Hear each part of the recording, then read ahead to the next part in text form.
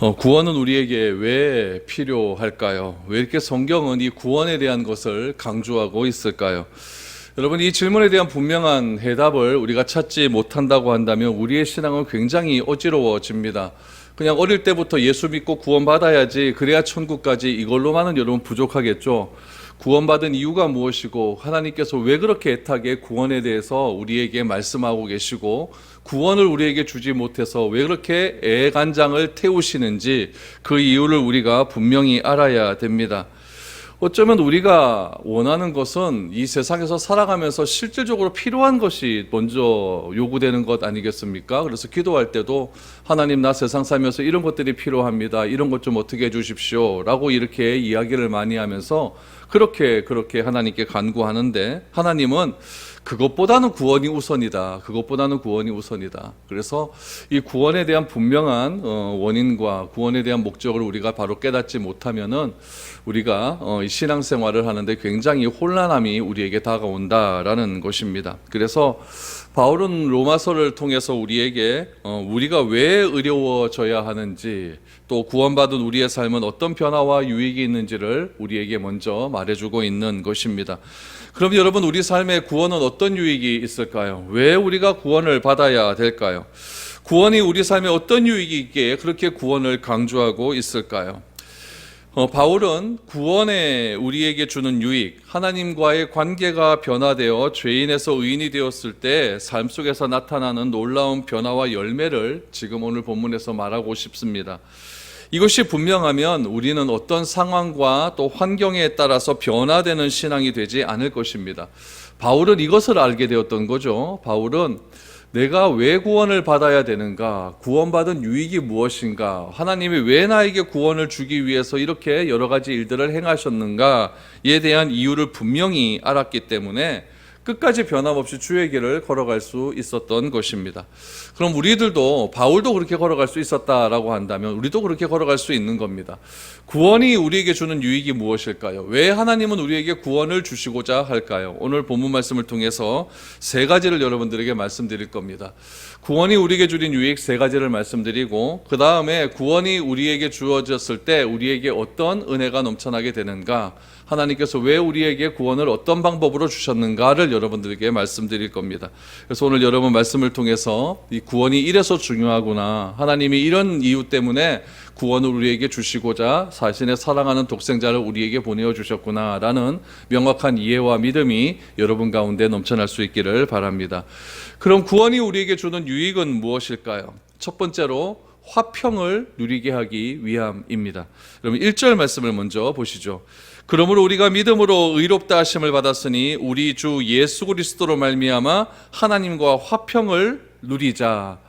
여러분, 우리는 단지 믿은 것밖에 없습니다. 하나님은 우리가 믿었던 그 믿음을 보시고 우리를 의롭다라고 하는 겁니다.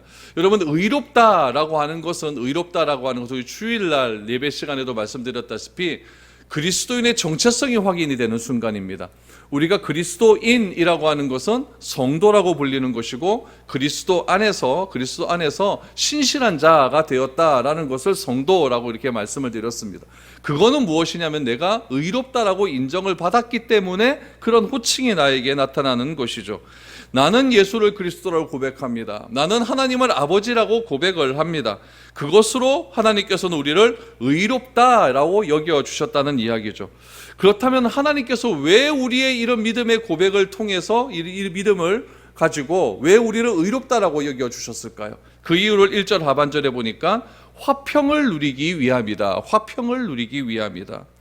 여러분, 왜 의로워져야만 화평이 누려져야 될까요? 하나님과 화평을 하기 위해서는 내가 의로워질 수밖에 없기 때문에 그렇습니다. 그런데 나 스스로는 의로워질 수 있는 방법이 없으니까 하나님께서 나를 의롭게 해 주시는 겁니다. 의롭게 해 주심으로 하나님께서 우리에게 구원을 주신 첫 번째 목적, 화평을 누리자라는 거죠. 화평을 누리자. 여러분, 이 화평이라고 하는 개념을 조금 이해할 필요가 있습니다. 화평이라고 하는 개념은 평강, 평안 이런 개념과는 조금 다릅니다. 평강, 평안이라고 하는 개념은 굉장히 주관적인 개념이에요. 내 중심적인 개념이라는 얘기죠.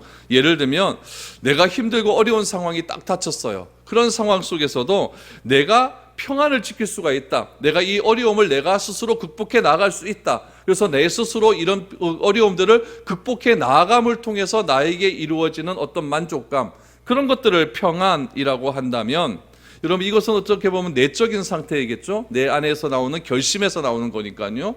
그런데 이 화평이라고 하는 것은 세 가지 개념이 있어요.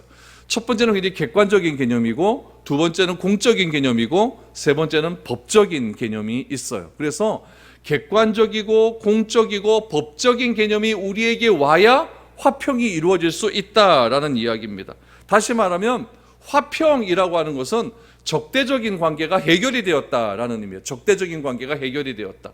저 사람이 내가 무지무지하게 싫은데, 저 사람과 나는 적의 관계인데, 그 적의 관계가 해결이 된 상태, 그것을 화평이라고 이야기합니다. 그래서 하나님께서 우리에게 화평을 누리게 하기 위해서는 먼저 선행되어지는 조건이 무엇이냐면 내가 의로워져야 된다라는 얘기죠. 의로워졌기 때문에 하나님과 무슨 관계로 들어가게 되냐면은 화평의 관계로 들어갈 수 있다라고 성경은 말하게 됩니다. 여러분, 화평하게 되면 어떤 결과가 나오냐면은 긴장 관계가 끊어집니다. 긴장 관계가 사라지고, 갈등 관계가 사라지고, 적대적인 관계가 다 사라지게 됩니다. 그래서 구원이라고 하는 개념은 제가 계속적으로 반복하지만, 구원은 딴 게 아니에요. 구원은 여러분, 우리가 죽어서 천국 간다 이렇게 단순하게 생각해야 될 그런 개념이 아니라, 구원이라고 하는 것은 관계가 좋아졌다라는 겁니다. 누구와의 관계가요? 하나님과의 관계가 깨끗하게 좋아졌다. 오늘 본문 말씀에 의하면 하나님과의 관계가 화평하게 되었다 라는 것이 여러분 무엇을 얘기하냐면은 구원이다라고 말을 하는 것이죠.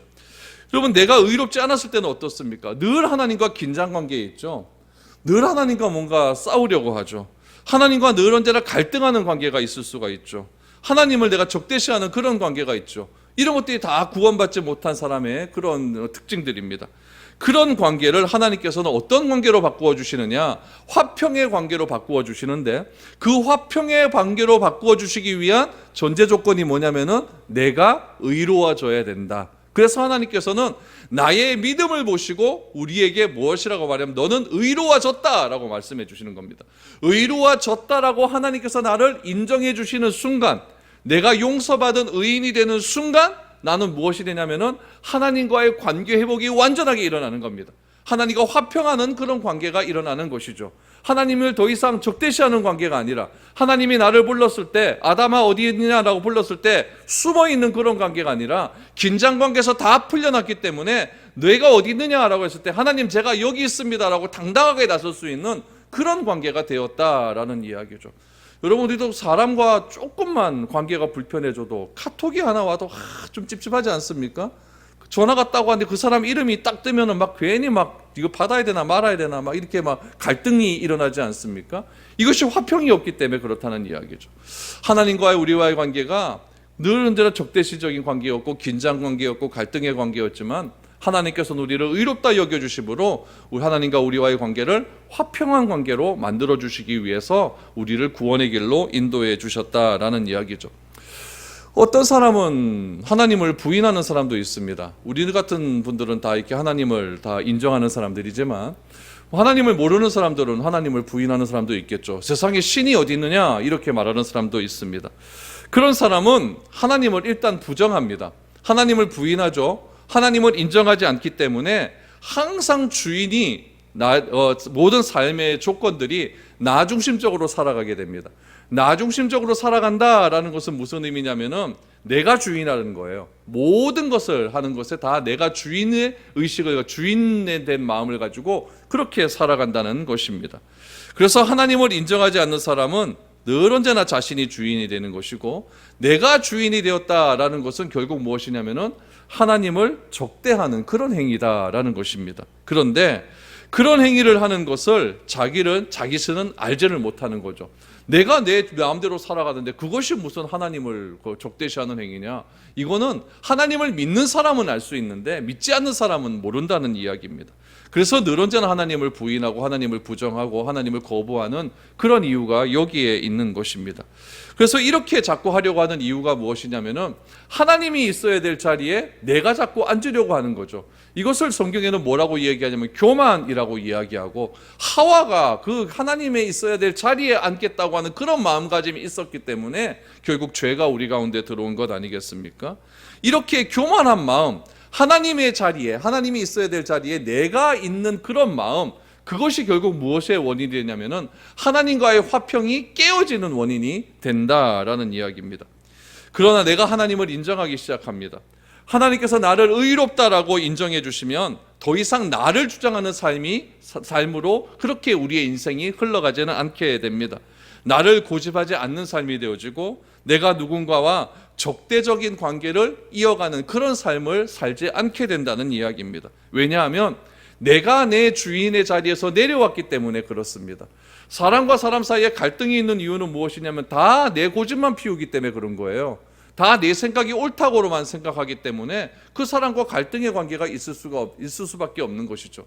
그러나 그 자리에 누구를 앉혀드리느냐? 하나님을 앉혀드리게 되면은 그 하나님을 앉혀드리는 그 순간부터 그 사람과 화목해 하는, 화평케 하는 그런 은혜가 넘쳐나게 된다는 이야기죠. 그래서 우리가 이웃을 사랑하는 방법은 무엇이 선행되어야 되느냐? 하나님과의 화평 관계가 이루어지게 되면은 이웃과의 화평 관계도 이루어진다라고 그렇게 말을 하는 것이죠.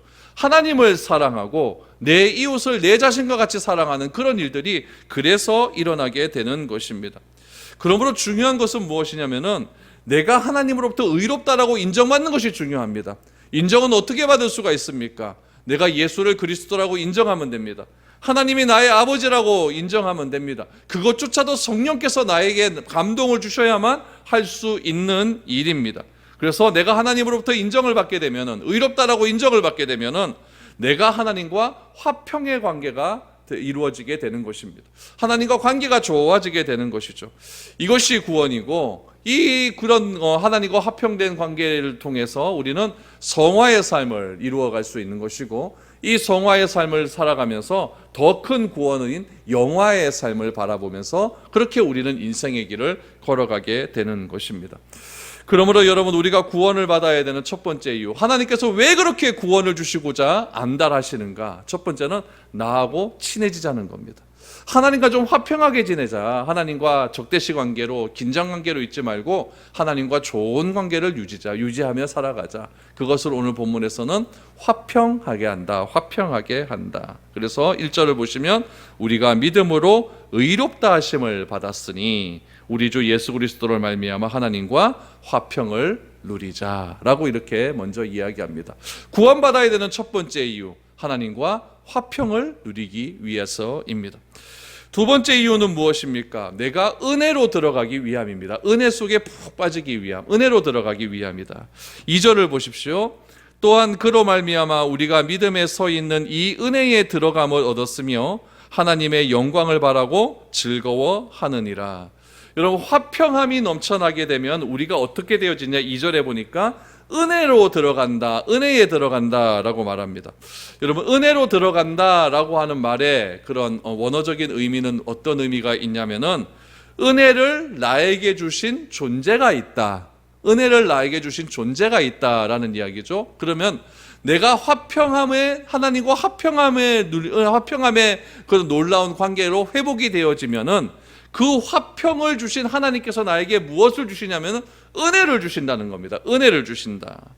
내가 예수를 그리스도라고 고백했을 뿐인데 그 고백을 통해 내가 의로워지고 화평함이 넘치게 되면 은혜를 알게 된다는 이야기죠. 여러분, 은혜가 늘 언제나 내게 임하게 되는 것입니다. 그렇게 되면은 어떻게 되느냐? 2절 하반절에 보면 은혜를 주신 이가 있는데 그분을 알게 되면은 하나님의 영광을 늘 언제나 바라고 즐거워하게 된다라고 말을 합니다.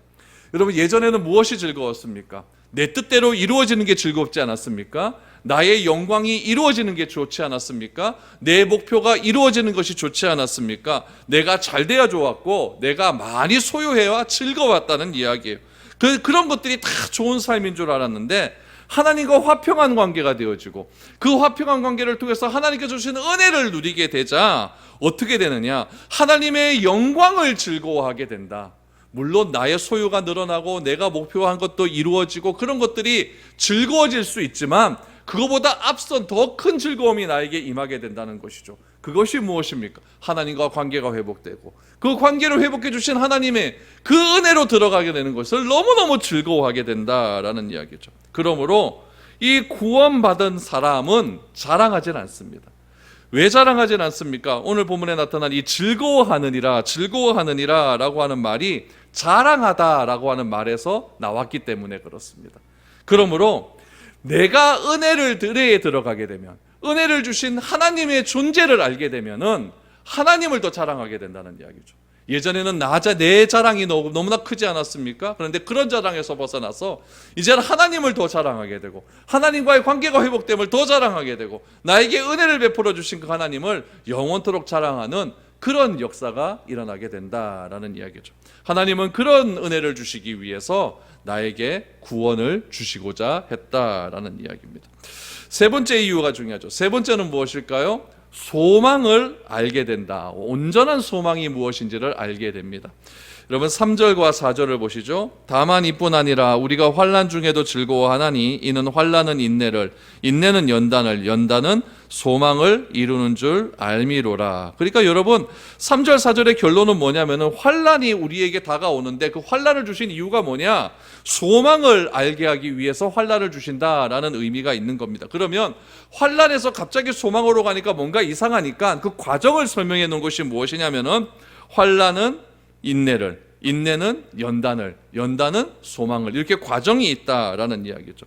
여러분 근데 오늘 참 이상한 게 뭐냐면은 3절에 보니까 환난 중에도 즐거워하나니, 환난 중에도 즐거워하나니.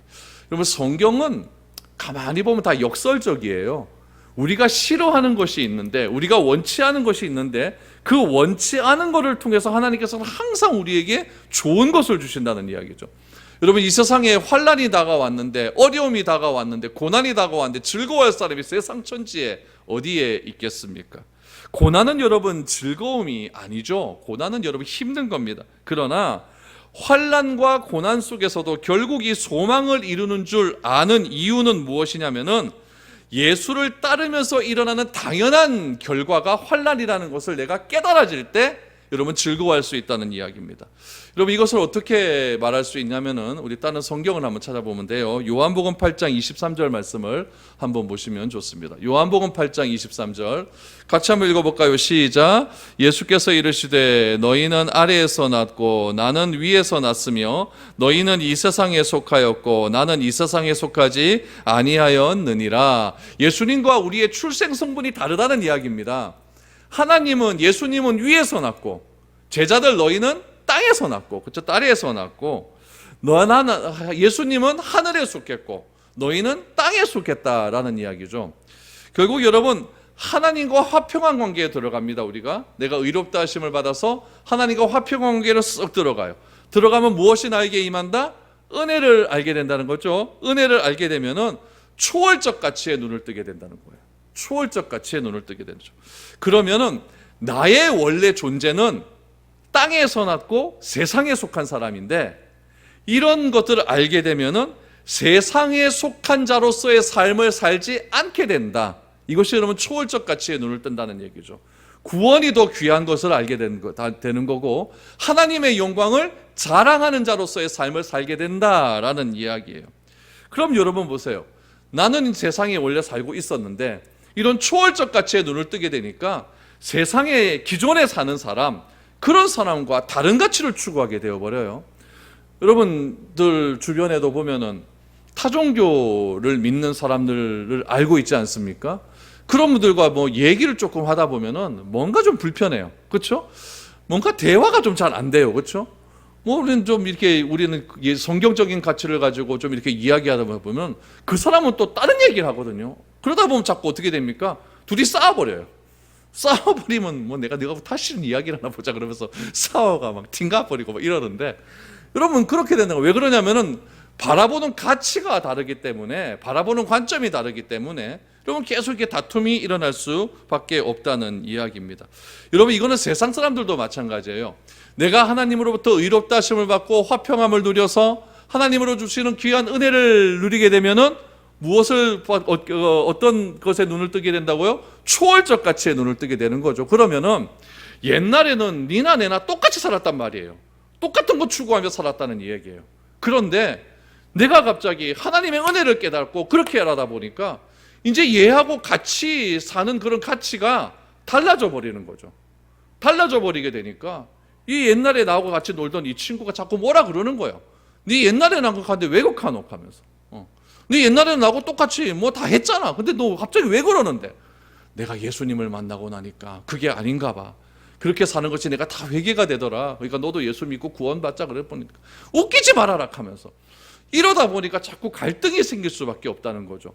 이런 갈등, 이런 어려움, 세상에서 살아가고 있지만은 나는 이 세상에서 살아가고 있는데 이 세상 속에서 세상의 가치를 갖지 않고 초월적 가치를 가지고 살아가다 보니까 세상 사람들이 나를 업신여기는 경우가 있다는 이야기죠. 보이지 않는 것 갖고 너 왜 자꾸 그러느냐? 보이는 돈을 믿지 뭐 보이지도 않는 구원 그게 뭐가 그래 중요한데? 이런 말을 들을 수가 있다는 이야기예요. 이런 말 들으면 괜히 자존심 상하지 않습니까? 내가 내가 뭐 그래 잘못해서 내가 저런 사람들한테 나보다 뭐한 놈한테 내가 이렇게 욕먹고 살아야 되는가? 그런 거를 성경은 뭐라고 이야기하느냐? 오늘 3절에서 보니까 환난이다라고 말해요. 환난. 내가 예수님 때문에 이런 욕도 듣는구나. 내가 예수님 때문에 이런 어려움도 당하는구나. 내가 예수님 때문에 왕따도 당하는구나. 그렇지만 세상에서 살 때는 세상적 가치를 가지고 살 때는 그걸 속이 상해갖고 막 잠도 안 오고 막 그랬는데 이제는 예수님 때문에 당하는 그런 것들 어떻게 여겨진다? 즐거워하게 된다. 즐거워하게 된다라고 그렇게 이야기하는 것입니다. 여러분 환난 속에서 즐거워할 수 있는 이유를 뭐라고 이야기합니까? 환난은 뭐를 낳기 때문에? 인내를 낳는다. 그럼 인내는 뭐냐? 인내는 굳건하게 서 있는 상태예요. 굳건하게 서 있는 상태. 여러분 내가 환난을 당했어요. 내가 예수 믿는 것 때문에 내가 막 욕을 먹었어요. 그런데 내가 옛날 같았으면은 아우 됐다 그만 예수 됐다 내가 다르게 내가 얘들하고 같이 놀고 막 차 아프지 막 이러면서 다 넘어갔는데 내가 주님으로부터 화평함을 누리고 은혜를 알고 하나님의 영광을 자랑하다 보니까 내가 이제 그것을 굳건하게 서 있게 되는 거예요. 그런 것에 흔들리지가 않는 거죠. 그것을 가리켜서 뭐라고 이야기하느냐? 인내다라고. 인내다.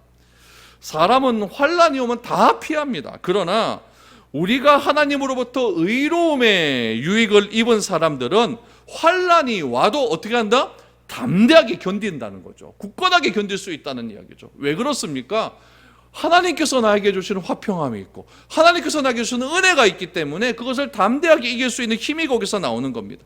인내하면 뭐가 오느냐? 연단이 온대요. 연단은 뭘 가리키냐면은 정확한 정의는 뭐냐면은 시험을 통과하다라는 게 시험을 통과하다. 그럼 결국 그 환난은 뭐였습니까? 시험이었다는 이야기예요. 그 시험을 통과하게 된다는 이야기예요. 그 시험을 통과하게.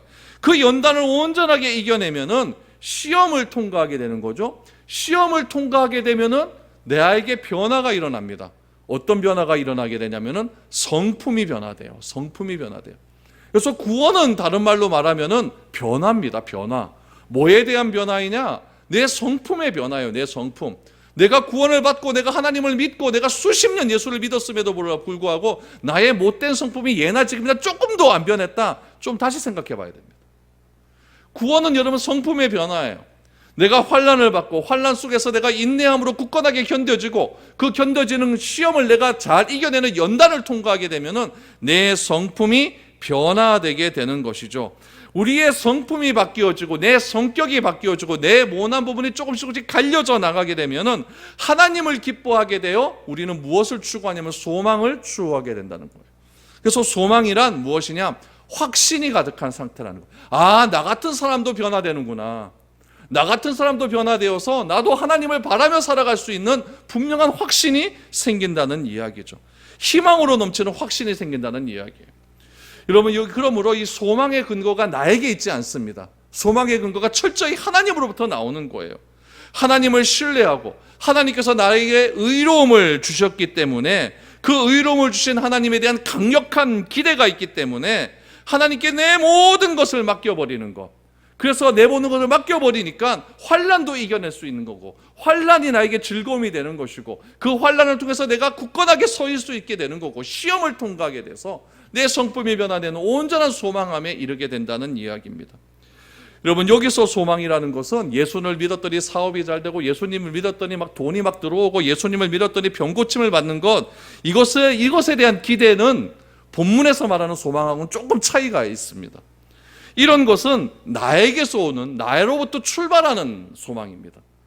나로부터 출발하니까 나의 나중심적인 삶을 통해서 내가 기대하는 것을 막 바라지 않습니까?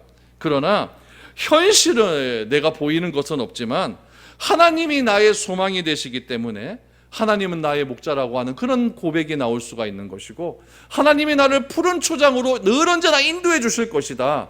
현실은 내가 비록 녹록하지 않고, 현실은 비록 내가 어려운 삶을 살고 있지만 반드시 하나님께서 나를 푸른 초장과 쉴만한 물가로 나를 인도해 주실 것이다 라고 한 시편 23편의 고백이 나의 고백이 되어질 때, 우리는 온전히 환난을 즐거워하고 소망을 바라며 그렇게 한 걸음 한 걸음 살아갈 수 있게 되는 것입니다. 여러분, 이것이 구원이 주시는 놀라운 은혜입니다. 여러분, 이런 은혜를 내가 체험하지 못하니까 조금만 환경이 어려움이 오면 내가 아마 구원의 사이클이 막 왔다 갔다 하는 거예요. 왔다 갔다. 내가 하나님으로부터 구원받는 게 맞나? 하나님 나 사랑하는 게 맞나? 기도 응답은 왜 이렇게 안 되노? 막 이런 생각만 자꾸 드는 거죠. 하나님은 결코 그런 분이 아닙니다. 여러분, 이런 고백이야말로 진짜 참된 고백입니다. 그래서 시편 23편의 고백은 진짜 환난 속에서 즐거워하고, 그 환난을 인내로 잘 견뎌내고 연단 속에서 소망을 바라는 자들의 그런 고백이라는 것을 여러분, 우리가 기억을 했으면 좋겠습니다. 여러분, 여호와 하나님은 나의 진짜 목자시다. 나를 푸른 초장과 쉴만한 물가로 인도해 주시는 그런 분이시다. 내 모든 것을 인도하시는 그런 분이시다라고 하는 분명한 믿음을 가지고 그렇게 살아갈 수 있기를 바랍니다. 여러분, 이것이 참된 소망입니다. 그렇다면 이 소망을 내가 가지고 산다. 그런데 이 소망을 어떻게 표현하느냐? 5절을 보십시오. 이 소망이 우리를 부끄럽게 하지 아니함은 우리에게 주신 성령으로 말미암아 하나님의 사랑이 우리 마음에 부은 바 되었다라고 말합니다. 이 소망이 우리에게 부끄럽지 않는 이유가 무엇이냐? 하나님의 사랑이 우리 마음에 푹 부어주었다라고 말을 합니다. 왜냐하면 우리에게 주어진 성령 때문이다라는 이야기죠. 성령 때문이다. 성령께서 우리에게 오셔서 우리에게 사랑을 엄청나게 부어주신 겁니다. 그리스도의 보혈이 나에게 부어주심으로 이루어진 결과라는 이야기죠. 그래서 내가 십자가의 피를 묵상하면 묵상할수록 내 가운데 온전한 은혜를 경험하게 되는 겁니다. 여러분, 혹시 여러분 속에서 내가 요즘 왜 이럴까? 내가 요즘 신앙생활을 하는 것 같은데 자꾸 흔들리고 예전만 못하고 자꾸 그런 것 같아. 그러신 분이 있다고 한다면, 혹시 있다고 한다면 십자가를 자꾸 묵상하십시오. 십자가의 은혜를 자꾸 묵상하십시오. 십자가의 은혜를 통해서, 그 십자가를 통해서 내가 이렇게 하나님과 의로운 관계가 되었고 화평한 관계가 되었고 하나님의 은혜에 들어가게 되었고 내가 소망을 이루게 되었다라는 것을 자꾸 이렇게 묵상을 하십시오. 그러면은 십자가에서 흘리신 그 피를 통해서 내가 살게 되었구나라고 하는 그런 은혜가 나에게 미치게 된다는 거예요. 그런 생각이 확 넘치게 될 때 우리는 하나님 앞에서 감사의 찬양을 드릴 수밖에 없는 것입니다. 이 믿음이 여러분 우리 가운데 있어야 지치지 않습니다. 이 믿음이 있어야 우리가 신앙생활 하는데 어렵지 않고 우리의 이 신앙을 이 어려운 시기에 잘 지켜낼 수 있다라는 이야기입니다. 그래서 늘 언제나 십자가를 묵상하시고 십자가 속에서 하나님께서 나에게 주신 그 은혜가 무엇인지를 날마다 생각하는 그런 우리가 되었으면 좋겠습니다. 6절에서 이하에 보면 무엇이냐면 하나님의 사랑의 근거가 나옵니다. 하나님께서 왜 우리에게 이러한 사랑을 베풀어 주셨을까? 왜 화평을 주시고 왜 은혜를 주시고 왜 소망을 주셨을까? 그 이유를 6절부터 소개하고 있습니다. 우리 6절에서 8절 말씀 한번 보시죠. 우리가 아직 연약할 때 기약대로 그리스도께서 경건하지 않은 자를 위하여 죽으셨도다. 의인을 위하여 죽는 자가 쉽지 않고 선인을 위하여 용감히 죽는 자가 혹 있거니와 우리가 아직 죄인 되었을 때 그리스도께서 우리를 위하여 죽으심으로 하나님께서 우리에 대한 자기의 사랑을 확증하셨느니라. 여러분, 이 말씀을 믿고 이 말씀을 읽고 예수 믿는 사람들이 진짜 많습니다. 왜냐하면 이 말씀이 6절에서 8절의 말씀이 우리가 구원받은 하나님의 사랑의 근거가 되기 때문에 그렇다라는 이야기입니다. 여러분, 예수님이 십자가에 달린 사건은 나를 통해서 이루어진 사건이 아닙니다. 하나님의 사랑의 증거가 예수님의 십자가의 사건이라는 이야기죠. 그러면 부모들이 자식을 이렇게 키우다 보면은 자식이 사고 칠 때가 있어요. 사고 치면은 누가 가서 사과를 하냐면 부모가 가서 사과를 합니다. 부모가 가서 사과를 하고 부모가 상대방한테 막 고개를 숙이고 죄송하다 죄송하다 그러고 어떨 때 보면 막 무릎도 막 꿇어요. 무릎도 꿇고 내가 자식을 잘못 키워서 그렇습니다 라고 부모가 수치를 다 당하지 않습니까? 그렇게 수치를 당하는 이유가 무엇이겠습니까? 자식이 잘못했는데 왜 부모가 수치를 당합니까? 이유는 딱 한 가지입니다. 자식을 사랑하기 때문에 그렇다는 이야기예요. 하나님도 마찬가지라는 얘기입니다. 하나님도 예수 그리스도가 그렇게 수치를 당하게 하신 이유는 무엇이냐면은 바로 하나님이 우리를 사랑하시기라는 그런 귀한 증거라는 이야기죠. 자식을 위한 사랑은 부모가 수치를 받음으로 표현을 하게 되는 것이고, 하나님에 대한 사랑은 하나님 자신이 우리를 위한 수치를 당하게 되므로 그렇게 표현이 되었다라는 이야기입니다. 그래서 여러분 오늘 본문 7절 말씀을 보면은 의인을 위하여 죽는 자가 쉽지 않답니다. 의인, 얼마나 좋은 사람, 의로운 사람입니까? 그런 사람을 위하여 대신해서 죽는 사람이 쉽지 않다는 거예요. 선인, 선한 사람, 그런 사람을 위하여 죽는 자 가끔 있지만 여러분 여기서 전제 조건이 하나 나와요. 8절, 우리가 죄인 되었을 때, 여러분 보세요. 의인과 선인을 위하여 죽는 자도 쉽지 않은데 내가 죄인 되었을 때에, 그럼 죄인을 위하여 누가 죽을 수 있느냐 이 얘기죠. 내가 죄인 되었을 때에 그리스도께서 우리를 위하여 수치를 당하셨다는 거예요. 그리스도께서 우리를 위하여 죽으셨다는 얘기예요. 그 죽으심이 결국 무엇이냐? 하나님이 나를 이만큼 사랑한다라고 하는 증거였다라는 이야기죠. 이 얼마나 놀라운 사건입니까? 그 사건에 대한 결론을 9절 이하에서 이렇게 이야기합니다. 그러면 이런 사건이 있었다고 한다면, 이런 하나님의 사건, 하나님이 우리를 사랑하는 증거가 있었다고 한다면, 그러면 이제 우리가 그의 피로 말미암아 의롭다 하심을 받았으니 더욱 그로 말미암아 진노하심에서 구원을 받을 것이니 곧 우리가 원수 되었을 때 그의 아들의 죽으심으로 말미암아 하나님과 화목하게 되었은즉 화목하게 된 자로서는 더욱 그의 살아나심으로 말미암아 구원을 받을 것이니라. 그뿐 아니라 이제 우리로 화목하게 하신 우리 주 예수 그리스도로 말미암아 하나님 안에서 또한 즐거워하느니라. 우리가 죄인 되었을 때 우리를 위하여 십자가에 달려 죽으심으로 우리가 의롭게 되었다는 거예요. 그래서 하나님의 진노하심에서 내가 구원을 받았다라고 말을 합니다. 하나님의 진노에서 해방되는 사건, 이것을 뭐라고 이야기하냐면 구원이라고 정의를 하고 있어요. 우리가 죄인 되었을 때 예수께서 죽으신 것은 결국 우리가 하나님과 원수 되었을 때와 똑같은 이야기예요. 죄인 되었을 때나 원수 되었을 때나 똑같은 이야기 아닙니까? 그것을 다른 말로 그렇게 표현을 했다는 이야기죠. 하나님과의 관계가 다 깨어지고 그 깨어짐은 결국 하나님과 나와의 관계가 다 깨어짐을 통해서 도무지 하나님을 찾을 수도 없는 그런 관계가 된 것, 하나님을 불러도 하나님은 응답이 없고 하나님께서 우리를 불러도 나는 두려워 숨게 되는 그런 관계가 원수의 관계 아닙니까? 도무지 긴장이 너무나 많아져서 하나님을 너무나 갈등 관계가 많아져서 하나님을 도저히 찾지 못하는 그런 관계가 원수의 관계였다는 이야기예요.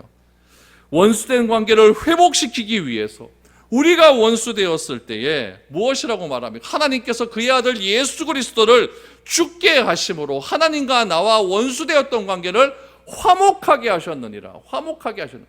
화평과 같은 개념입니다. 화목하게 하셨느니라. 화목한 관계가 되었다는 것을 강조하고 있는 겁니다. 우리를 화목하게 하신 예수님을 통해서 여러분 11절 말씀해 보니까 우리는 하나님 안에서 뭐하게 되었다? 즐거워하게 되었다. 앞에서는 우리가 하나님을 자랑하게 되었다. 여기서는 하나님을 즐거워하게 되었다. 그리스도 안에서 즐거워하게 되었다. 결국 여러분 화평과 화목함이 우리에게 있어야 하나님을 자랑할 수도 있는 것이고 하나님을 즐거워할 수도 있는 것입니다. 결국 결론은 무엇이냐? 하나님께서 나를 의롭게 여겨주심으로 우리는 화목한 관계가 되는 것이고 화평한 관계가 되는 것이죠. 이 화평과 화목의 관계를 바울은 고린도후서 5장 18절 19절에서 이렇게 우리에게 명령합니다. 우리 같이 한번 읽어보시죠. 시작. 모든 것이 하나님께서 났으며 그가 그리스도로 말미암아 우리를 자기와 화목하게 하시고 또 우리에게 화목하게 하는 직분을 주셨으니 곧 하나님께서 그리스도 안에 계시사 세상을 자기와 화목하게 하시며 그들의 죄를 그들에게 돌리지 아니하시고 화목하게 하는 말씀을 우리에게 부탁하셨느니라. 여러분, 우리에게 주신 직분은 무엇입니까? 화목하게 하는 직분입니다. 화목하게 하는 직분. 분란을 일으키는 삶을 살지 말아라 라는 이야기죠. 우리는 화평하게 하는 자가 되어야 됩니다. 그래서 예수님도 산상수훈을 말씀을 통해서 화평케 하는 자가 복이 있나니 하나님의 아들이라 일컬음을 받을 것이요, 화평하게 하는 자가 하나님 나라의 주인이라는 이야기입니다. 내가 하나님을 아버지라고 고백하는 것은 하나님의 아들이 된 것 아닙니까? 화평케 하는 자는 복이 있나니 너희가 하나님의 아들이라 칭함을 받는다. 나 혼자 그렇게 말하면 뭐합니까? 상대방도 인정을 해줘야 되죠. 아, 저 사람만 가면 화평해지는구나, 저 사람만 가면 문제가 해결되어지는구나, 그런 은혜가 넘쳐나야 되는 것 아니겠습니까? 그것이 어디에서 이루어져야 될까요? 제일 먼저 이루어져야 될 것 교회입니다. 교회는 화평한 곳이어야 돼요. 교회는 화목한 곳이어야 돼요. 하나님의 아들이 모인 곳이기 때문에 그렇습니다. 하나님의 아들이란 누구입니까? 내가 의로운 자라는 거예요. 의로운 딸하고 인정을 받은 자라는 거예요. 화목하게 하고 화평케 인정을 받은 자들입니다. 하나님의 은혜를 경험한 자들이에요. 소망을 바라는 자들이에요. 그런 사람들이 모인 곳에서 왜 싸우고 왜 분란을 해야 됩니까? 하나님은 이런 것들을 주시기 위해서 그렇게 구원을 강조하시는 겁니다. 이 구원의 밑그림을 어디서부터 보여주기를 원하시냐면 이 교회에서 보여주시는 거예요. 교회에서 구원의 밑그림을 쫙 그리고 이 밑그림을 가지고 세상으로 나아가서 세상 속에서 너희가 이런 화목한 관계를 누리며 살아라. 이것이 하나님께서 우리에게 구원을 주신 목적이라는 이야기입니다. 여러분, 바라건대 저와 여러분들이 늘 주 안에서 기쁨을 누릴 수 있기를 바랍니다. 주님을 자랑할 수 있기를 바랍니다. 주님 안에서 즐거워할 수 있기를 바랍니다. 그 이유는 화평함이 나에게 넘치기 때문에, 화목함이 나에게 넘치기 때문에 그런 은혜를 경험할 수 있게 되는 것입니다. 오늘 이 세 가지의 단어를 꼭 기억하십시오. 화평케 하심, 은혜를 주심, 소망을 주심. 이 세 가지의 단어가 바로 하나님께서 우리에게 구원을 주신 목적이고, 우리는 이 세 가지의 단어대로 살아가야 될 직분을 주셨다라는 이야기입니다. 화평케 하는 직분을 주신 하나님께 감사하시며 늘 언제나 세상 속에서 화평케 하는 자로서의 삶을 충실히 살아감으로 세상에서 아, 저 사람 진짜 예수 믿는 사람답다, 이렇게 인정받을 수 있는 저와 여러분들이 될 수 있기를 주님의 이름으로 축복드립니다.